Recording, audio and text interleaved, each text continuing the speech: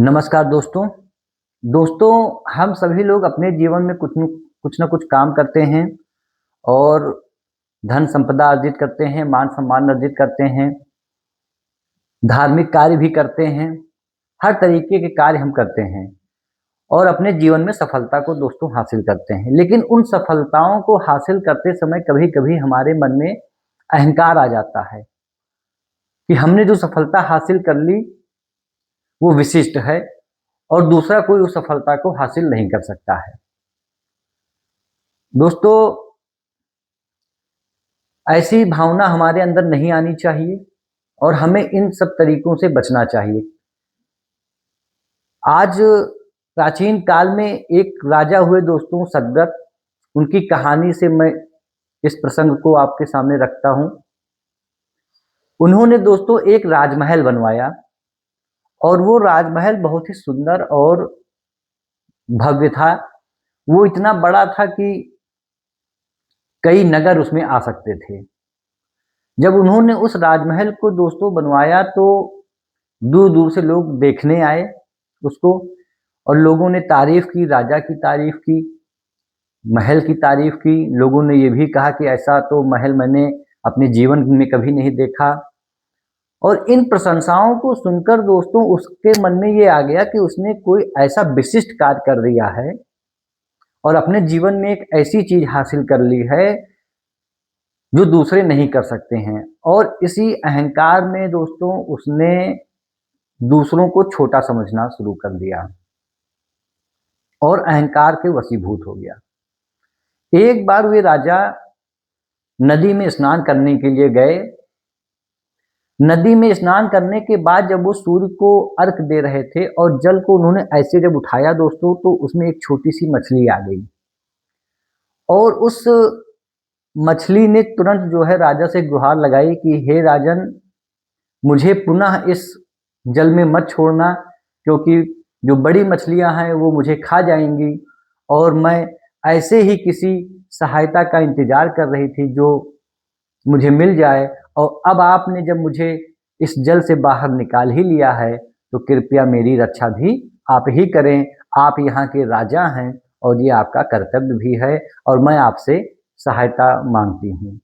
दोस्तों, राजा मुस्कुराए और उन्होंने कहा कि बस इतनी सी बात है, ठीक है, मैं तुम्हें अपने राजमहल में ले चलता हूँ।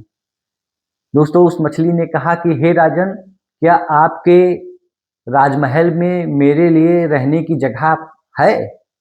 इस पर दोस्तों राजा और जोर से हंसे और उन्होंने कहा कि तुम एक क्षुद्र प्राणी हो और मेरा राजमहल तो इतना बड़ा है कि उसमें कई नगर आ सकते हैं और तुम कह रही हो कि तुम्हारे लिए रहने की जगह नहीं है।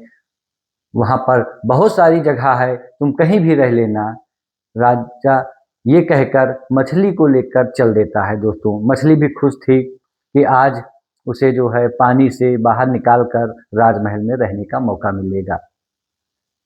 राजमहल दोस्तों पहुंचकर राजा ने अपने दरबारी को बुलाया और एक पात्र मंगवाया छोटा सा और कहा कि इस मछली को उसमें डाल दे। दोस्तों, जैसे ही उस पात्र में उस मछली को डाला गया, उस मछली ने उस पात्र के बराबर का रूप ले लिया और जैसे ही राजा चलने लगे, उस मछली ने फिर से आवाज लगाई कि हे राजन, मुझे इस पात्र से बाहर निकालो, इस पात्र में जो है मेरा दम घुट रहा है। राजा ने कहा ठीक है और फिर से उसने एक दरबारी को बुलाया और कहा कि इसको किसी बड़े पात्र में डाल दिया जाए। जैसे ही राजा ने उस मछली को दूसरे पात्र में डाला, उस मछली ने फिर से दोस्तों उस पात्र के बराबर का रूप ले लिया और फिर से राजा को आवाज लगाई कि हे राजा, ये पात्र भी मेरे लिए छोटा पड़ रहा है, कृपया मुझे दूसरे पात्र में रख दीजिए। दोस्तों, राजा को थोड़ा सा अचरज हुआ, लेकिन उसने फिर से दरबारी को बुलाया और एक बहुत बड़े पात्र में उसको रख दिया। उस पात्र में रखने के बाद उस मछली ने दोस्तों उस पात्र के बराबर का रूप ले लिया और फिर से राजा से गुहार लगाने लगी कि हे राजन, आप मुझे किसी दूसरे पात्र में रख दीजिए। दोस्तों, राजन को समझ में नहीं आया कि ये क्या हो रहा है, इसका रूप तुरंत बढ़ कैसे जा रहा है। उसने कहा कि तुम्हारा तो रूप जो है बढ़ता जा रहा है, अब मैं तुम्हें किस पात्र में रखूं? तो दोस्तों उस मछली ने कहा कि हे राजन, मैं तो एक क्षुद्र प्राणी हूँ और तुमने ही कहा था कि तुम्हारे राजमहल में कई नगर समा सकते हैं। क्या तुम्हें इस छोटी सी मछली के लिए जगह नहीं मिल रही है? दोस्तों, जब राजा ने इस बात को सुना तो उसे एहसास हुआ कि अहंकार के वशीभूत होकर उसने कुछ ऐसी बात कह दी थी जो उसे नहीं कहनी चाहिए थी, और उसने तुरंत जो है हाथ जोड़ लिया दोस्तों, और उस मछली से कहा कि मुझे माफ़ करिए, आप ज़रूर कोई माया रूप हैं जो मुझे इस अहंकार से निकालने के लिए आई हैं। मैं इस राजमहल को बनाकर अहंकार में हो गया था कि इस राजमहल से बड़ा कोई राजमहल नहीं है, और आपके इस छोटे से जो है रूप को मैं छोटा समझ लिया और क्षुद्र कह दिया। दोस्तों, राजा को जब यह एहसास हो गया तो मछली ने कहा कि ठीक है राजन, अब आप मुझे जहाँ से लाए थे चलिए वहीं छोड़ आइए। राजा ने भी कहा कि हाँ ठीक है, चलिए ये राजमहल आपके लिए छोटा है, और मैंने आपको जो क्षुद्र कहा था या छोटा कहा था वो मेरी गलती थी, मेरी भूल थी। तो दोस्तों, इस तरीके से राजा उसको फिर से नदी में छोड़ आते हैं। इस प्रसंग से दोस्तों हमें ये समझ में आता है कि हम कोई भी काम करते हैं वो हमारा अपना होता है, हमारी सफलता में ईश्वर का हाथ होता है, लेकिन ईश्वर हमसे अहंकार करने के लिए नहीं कहता है। वो अहंकार हम स्वयं से जन्मते हैं, और उस अहंकार के जन्मने से हम दूसरे को छोटा समझने लगते हैं।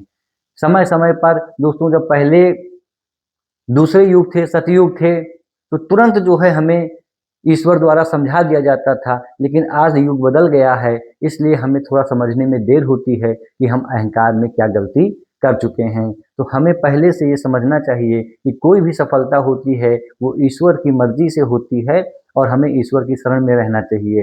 लेकिन ईश्वर में शरण में रहते हुए भी हमें अहंकार से बचे रहना चाहिए। नहीं तो दोस्तों, ईश्वर के शरण में रहने के बाद भी जो है कल्याण होना संभव नहीं हो पाता है, क्योंकि अहंकार बहुत ही विनाशकारी होता है। तो हमें अहंकार से दोस्तों बचना चाहिए, और अपने काम को जो है धर्म के रूप में करना चाहिए। नमस्कार दोस्तों।